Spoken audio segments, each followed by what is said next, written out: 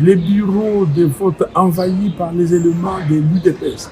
Tous ces membres qu'on disait de la CENI, portant les uniformes de la CENI, étaient les membres de l'Union sacrée, avec des mamans qui conduisaient d'autres mamans pour aller voter.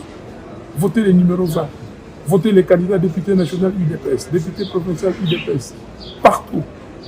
Et cette violence, on ne peut pas se l'expliquer. Et on vous avait dit que M. Kadima préparait un chaos électoral.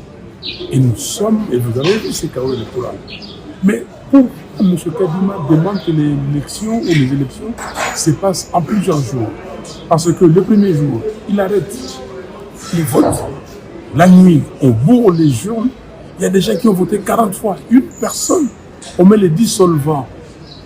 Quand ils votent, l'encre disparaît avec les dissolvants, il vient les voter. Le fichier électoral n'a servi à rien. Les gens votaient même dans les bureaux où ils n'étaient pas enregistrés. Donc aujourd'hui, c'est pour cela que nous disons qu'on ne peut pas accepter ces élections. Les résultats, nous n'attendons pas les résultats. Nous n'attendons pas les résultats parce que la fraude corrompt tout. Partout. Mais il y a des bureaux, là où on sait que je suis fort, on n'a pas organisé des élections. À Massimanimba, on n'a pas organisé des élections. Dans les provinces du Kwilu, dans les provinces du Kwango, dans la ville de Kinshasa, à Ngaba et à Kanouka, dans plusieurs endroits, les machines n'ont pas fonctionné. Les machines, pourquoi les machines sont arrivées en retard? Parce que... Boulandi vidéo, il y a Martin Fayoulou.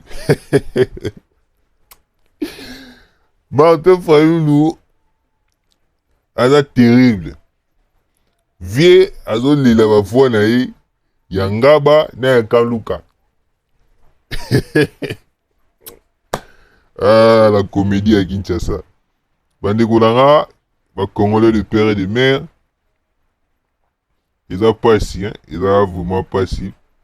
Parce qu'ils doivent comprendre que le peuple aligné, le peuple aligné, moto azo pesa bango valeur, ou aligné abimisa mboka na libungi. Donc, le peuple vraiment a déterminé. Il y a qu'à réélire le président de la République. Le peuple a déterminé. Il y a qu'à continuer avec le président de la République, Félix Antoine Tshisekedi. Alors, bah, oyo nyons tout ba ko luka kao.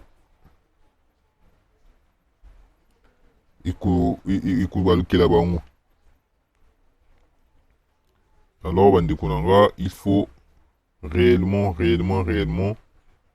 tout tient beaucoup, tout l'ingati mongona à côté de la biso pour abébi sa biso makamunos.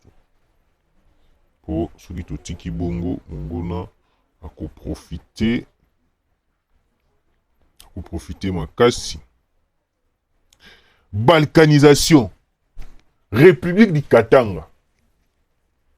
John Numbi a publié dans compte naïe que ba Congolais République du Katanga boza prêt pour na yango. John Numbi. Na moni de komoko tinga message à genote a commis dans commentaire. Ote mettons dit information ni d'autre côté ba lobi John Numbi a kufaki d'autre côté ba lobi a kufité. Na ko expliquer pourquoi Balobaki a koufi, pourquoi Balobaki côté Moussous a koufité. Et puis na ko expliquer pourquoi John Numbi a lobby République du Katanga. Place au wapi beaucoup comprendre les émissions dans la qui ko sala awa kalamini te côté qui entre 11h ou 12h si je ne me trompe pas. Na peu ça qui détermine na approfondir ça qui permet parce que la santé me dérangeait. Et puis na ba problème ba micro, toza na ngo ba micro, ba caméra, son pédale qui bien té et tout. Bande Konanga, John Numbi confirme la balkanisation du Katanga. Pourquoi déploiement et salamaki na Lubumbashi na Katanga? Et bien, babolega kenote bukitisi mbila kuna poa nini, c'est que bozo banga, c'est que Peter Chen balobi ebeli. On vous disait que non, il y avait un coup qui se préparait déjà au Katoum, mais on est qu'on préparait. Chaos total dans Katanga. Après avoir qu'on ça la chaos wana, bah qu'on ça la une forme il y a réclamation moko sécession katangaise bakoluka basala eloko moko jusqu'à point que non ekoma République du Katanga. Balkanisation projet na bango nde yangwana John Numbi vient de confirmer. Oyo peut-être boudouter na ba information bokende na Twitter ya John Numbi bokomona John Numbi a sali a tweeté à lobby que non. Est-ce que vous allez prier pour la République du Katanga? Bande konanga to kobeta CTR nyon surtout to kobeta CTR to soutenir le président Félix Antoine Tshisekedi. Mais certains Congolais c'est comme si ba komona ngo ba G. Mboka ezokende, mboka ezokende. Soki totiki mokonza mboka président Félix. To se retrouver boy Katanga ikomi séparé République de Katanga, tout comme côté boye, tout comme côté boye. Beaucoup maintenant on a commenté, est-ce que vous allez d'accord? Balkaniser mboka to bali d'accord te. Ceux qui vous allez d'accord te bande konanga, il faut to soutenir mokonza mboka. Ko soutenir mokonza mboka ezaka na mbongo te. Na ba action na biso, première action, marche le 27 décembre. Moto moko te congolais moko te abima. Congolais moko te obima okende ko marcher pour na makambo ya Fayulu pour na makambo ya baba Katumbi.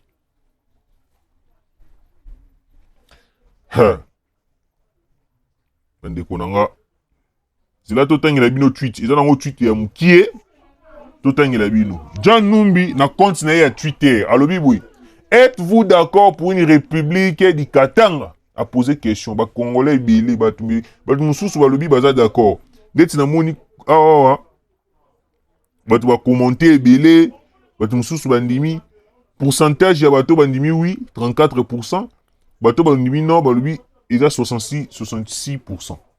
Donc aujourd'hui nous assistons à des Congolais au bazali d'accord ya koyeba na ko balkaniser mboka. Même les 34% là ils allaient déjà bilé. Donc ceux qui vous comprennent que non, bah Congolais belé bazali d'accord, mboka na biso à la balkaniser. Ça c'est quel genre de population?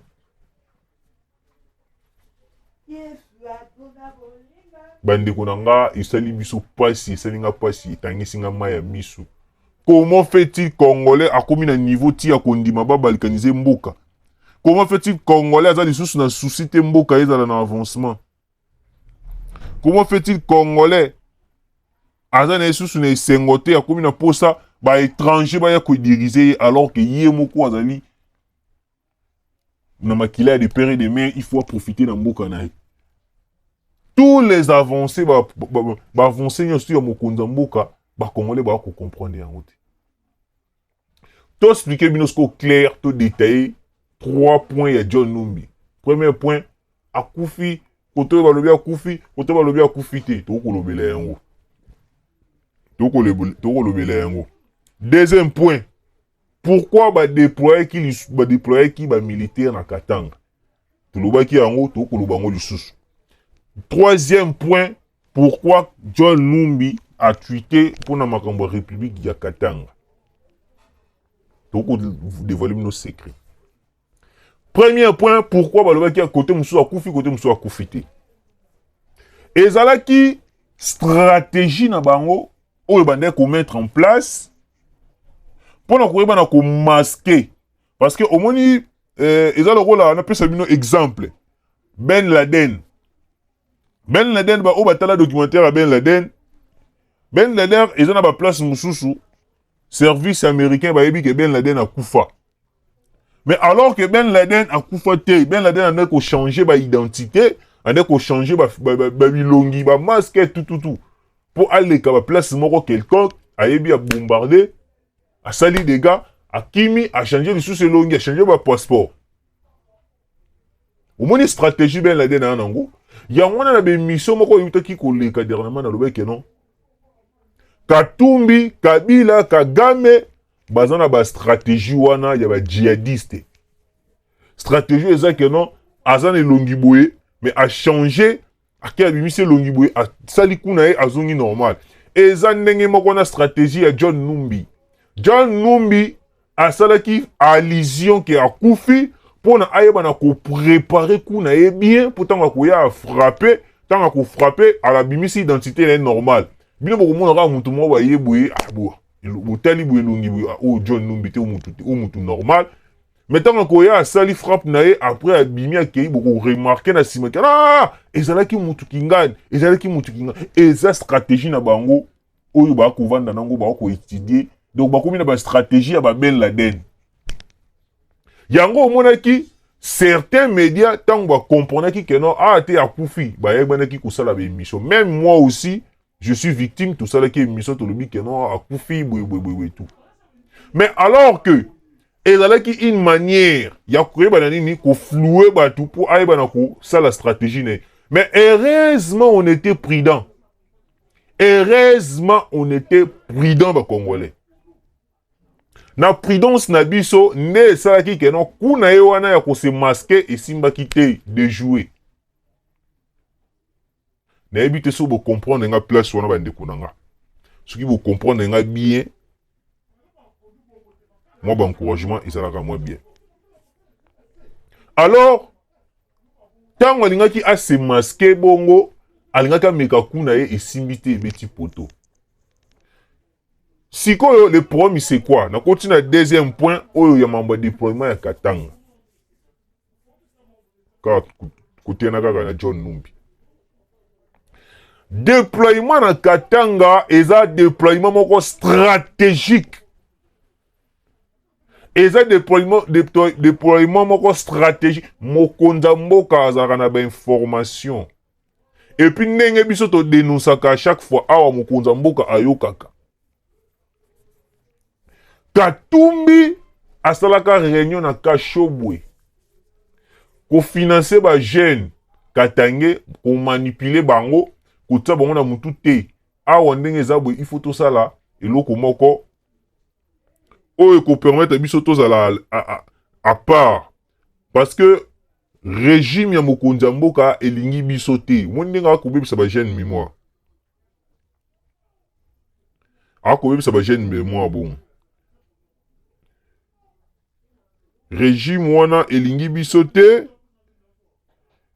alors il faut biso to sala nini il faut to bunda il faut to bunda to sima minduki après avoir ko sima minduki et ko permettre biso te bana kozala à l'aise. Wana ba morali ya Katumbi akokosa ba Congolais oyo ba ko comprendre bango te ba ko ndima koteka mboka à cause ya nini ya manipulation ya nini ya Katumbi. Chose grave bande konanga toujours comprendre makambo toujours salaté. Alors réunion o esalamaki na Kashobwe idée nango ezalaki nini o Katumbi asalaki réunion na Kashobwe alingaki asala une sécession katangaise koyeba na kokabula to ko se retirer na République démocratique du Congo yango ekoma République mususu. Na kati ya réunion na ye avant disaki ba jeune asolola kina ba jeune wana eza information fiable oto ko yebisa bino. Katumbi avait organisé une réunion na Kashobwe pour manipuler la jeunesse congolaise. Ya kosala réunion na bango et puis a financaka bango ba machette ba arme blanche. Tant a financé bango bongo alobaki nini? Bande konanga régime ya Kinshasa ezali faux régime. Boyebi ke ana Katanga presque nyonso ezali. Il faut to bunda. Katanga ekoma balkanisé ngana koma mokonza mboka na kopesa bino obolingi na kosala nyonso tu obolingi boye. Vu que des jeunes là ils étaient déjà manipulés bazalaki déjà corrompu. Après si bango bambongo moko parce qu'il y a dans la politique moko boye ya makambu ya mbongo alingi ko financer bambongo trop pour na ko somba conscience ya bato. Ba jeune wana bazalaki d'accord. Sikoyo le problème c'est quoi? Moral ezalaki boye. Alobi ngai naza sûreté na koleka na élection parce que je suis étranger. Mais après avoir fait la publication de résultat que Mokonza Mboka Félix Tshisekedi da koleka, ne c'est par là biso to kokota en action to créer des ordres na Katanga, to sengi sécession katangaise, to longwe na parti surtout on a biso to komi République du Katanga. Complot bien confirmé, bien préparé. Donc à tout la stratégie pour sakanate. Sikoyo, place au score toujours chité, tout côté dans le troisième point. C'est pour cela Mokonza Mboka, Banvoulouz Kimbangu, Bakoko Nabiso Kalaba, révélez-moi quelque chose. À mon tension, n'engezo kendeboye, ezamabi. Il faut déployer pas de policiers mais des militaires na Katanga. Oyo bakoye banako.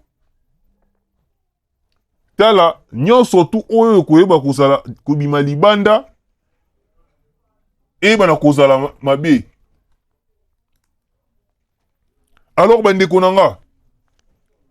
Préparation na bango nyonso tu wana basalaki. Ba sensation ce que ya Mokonza Mboka esali nde ba déployer ki ba militaire.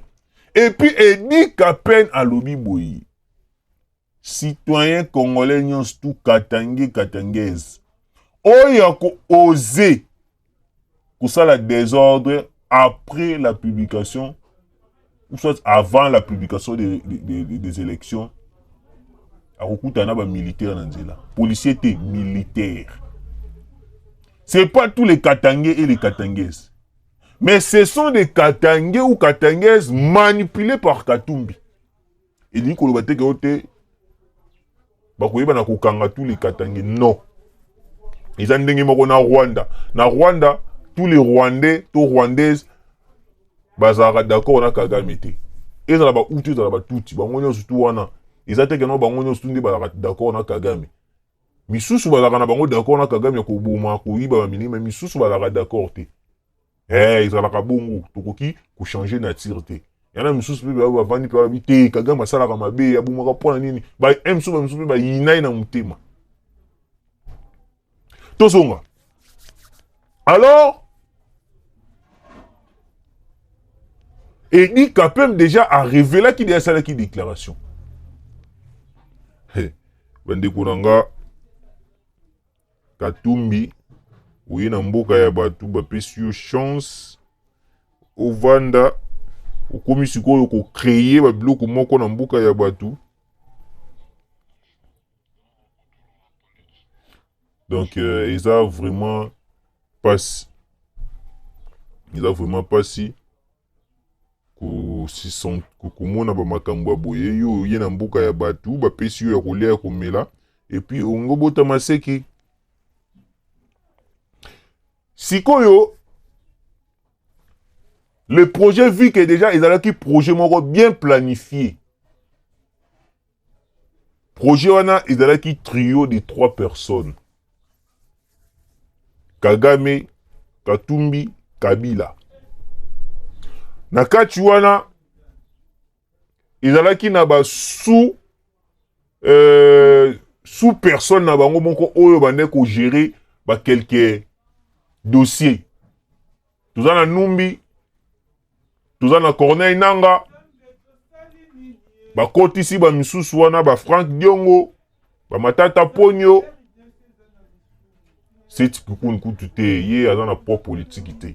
Ba Delice Sanga, ba Peter Chani, ba ngonyo stwana ba daki kusala ba former conglomérat de personnes où ba nga ba balkaniser Katanga. Sikoyo vu que les projets ndenge zo kendele ba ko mona que non awa ndenge ya ba nga ba déjouer programme na biso. C'est pour cela vous remarquerez directement na commune 3e point sikoyo John Numbi vient de tweeter pour dire que non, est-ce que vous êtes prêts pour la République du Katanga? Confirmation ya mwana. Confirmation ya mwana ya 3 points wana nyonso tout. Ba oyo beaucoup en a doute, beaucoup na Twitter ya John Numbi beaucoup monde ndenge ya Twitter lobi êtes-vous d'accord pour la République du Katanga? Information fiable. Tu la rabino ba information fiable. Projet na bango sko eza nini? Après publication, confirmation, il y a le président Félix Antoine Tshisekedi. Ils vont faire une marche. Yako, ça la loco la ko contester par résultat. Et puis pendant le marche ou la marche, bako créer des ordres. C'est par là que ba des ordres wana bako bimisa ba machette. Babimisi boye, mbalamoko sécession katangaise, boye, République du Katanga, boye. Y'en a beaucoup remarqué dans ba meeting, ba campagne belé au Katoum, qui pendant ma campagne ba campagne électorale, il y avait toujours des drapeaux, il y a République du Katanga qui flottait toujours. Et il y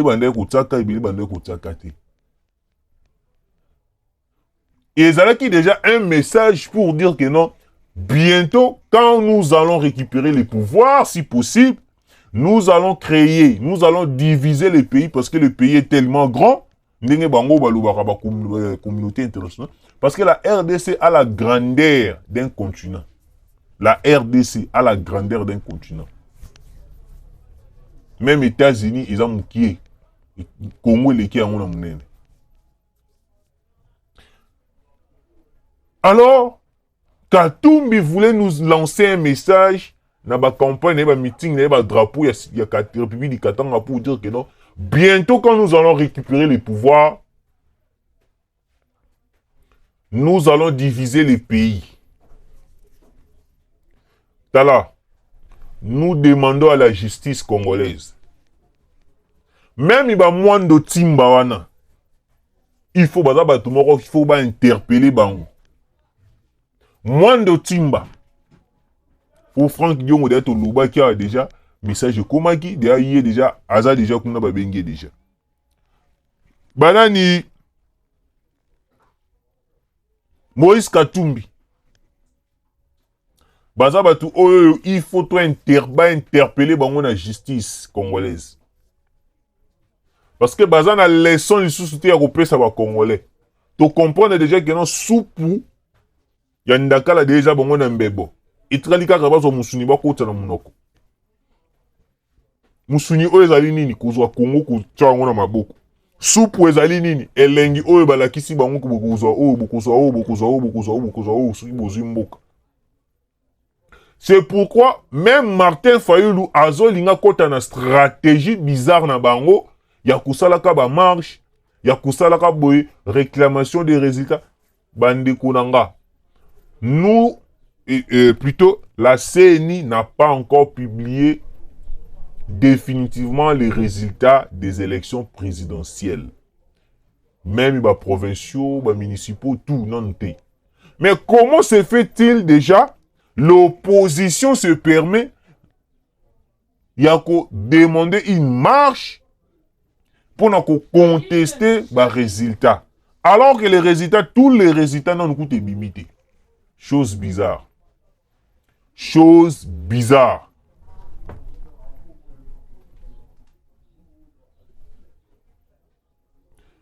Bandeko nanga, le père et les mères, tout ça kanate na mboka na biso. Le pays est tellement beau, le pays est tellement riche. Ata to bandi ko bénéficier na ngo le loto, mais ceux qui tozo bundela mboka oyo le loto lobi ba na biso pe ba ko bénéficier na mwa bola mwana. Total la kaka te ke non te bisonde, bisonde non bandeko nanga. Ceux qui te continuent na ba erreur auto ko sala o nous risquons de perdre les pays. Nous risquons de voir la RDC divisée en 3 parties.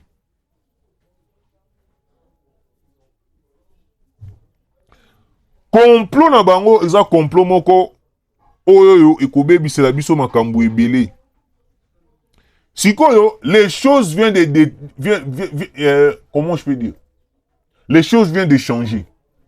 John Numbi azwami na Rwanda.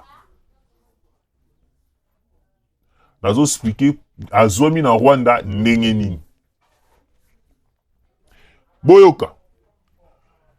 Les FARDC oyo boyebaki kala na oya lelo ekoma différent.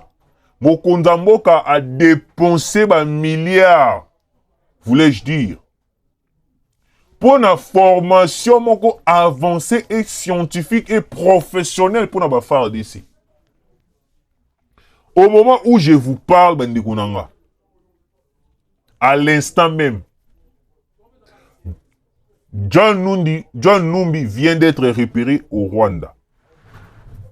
John Numbi vient d'être repéré au Rwanda. Nandenge nini. Ils ont stratégie moko oyo funa loba. Ils ont une stratégie à kubumba te bande kunanga buli bisanga po bino na yebi bino de kotana na rigueur. Ba stratégie moko ko bimisa te. Oui, mais ils ont une stratégie pina te. Ils ont une locomotion tout bonno subai. Parmi ba formation à ba FARDC na biso. Il y avait eu des formations bah FARDC na biso mususu bah militaire informatique militaire informaticien batangaka na Russie batangi pe na ba pays ebele. Les FARDC oyo batangila makambo informatique baye ko détecter compte Twitter ya John Numbi oyo salelaka oyo twitelaka Air News tout baye ko localiser yango wapi na Nyamata eza wapi na Rwanda. Donc ba message nyonso tout John Numbi asalaka ba video nyonso tout John Numbi asalaka yango ipa ya Kagame.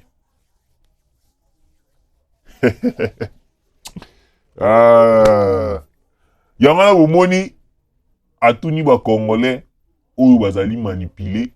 Est-ce que vous êtes d'accord pour la République du Katanga? Pourquoi les Congolais ou bazali na bango manipulé balobi oui? Pourquoi? Parce que bayebi nini balingi basala. Silence ya Kagame e kolakisa nyonso. Kagame est d'accord na République du Katanga. Parce que à habitant où la RDC sera divisée en 3 parties, à bénéficier ma casse. C'est pourquoi Kagame a soutenir à chaque fois Air News tout candidature ya Katumbi, a soutenir dire ya Numbi, ya Nanga. Parce que à habitant na Kachuana na bénéfice ya makasi. Il faut soutenir tout oyo. Même les financements que vous voyez tout Katumbi a kosalabe, c'est Paul Kagame, il y a des sources sûres. To côté la bino audio, il y a proche moko ya Katumbi. Moi to dénoncer kombo na ezate pour agrouper cette information. To côté la bino audio na émission e kolanda. Bon yo kanenge ni na ko dénoncer ba conversation ya somo. Ba conversation ya somo. Nous demandons à la justice arrestation immédiate. Ya Katumbi. Katumbi doit nous dire préparation ya République du Katanga wana souci na ezali nini ayebi eloko moko na kati boyoka. À titre de rappel, le compte Twitter de John Numbi est utilisé à partir de Nyamata au Rwanda. La technologie que possède les FARDC peut pulvériser cette adresse. La personne qui utilise ces comptes respire encore par la grâce de Kinshasa. Donc au moment de minute les FARDC na biso ou bazali ba informaticien, on a ba génie informatique. Baza na capacité kaka pendant que ako utiliser compte Twitter na yo wana ba lancer virus moko ya poison. O ezaki non o ça la machine bi pa o comprendre te bi miso bu crise cardiaque ou kufi. Mais ce qui est ko sala maté c'est parce que le président de la République a simba kama kila ya batu na maboko te. le président de la République a simba kamakile ya batu na maboko te. Mais il y a un secret que je vais vous livrer. D'ici semaine prochaine, d'ici semaine prochaine,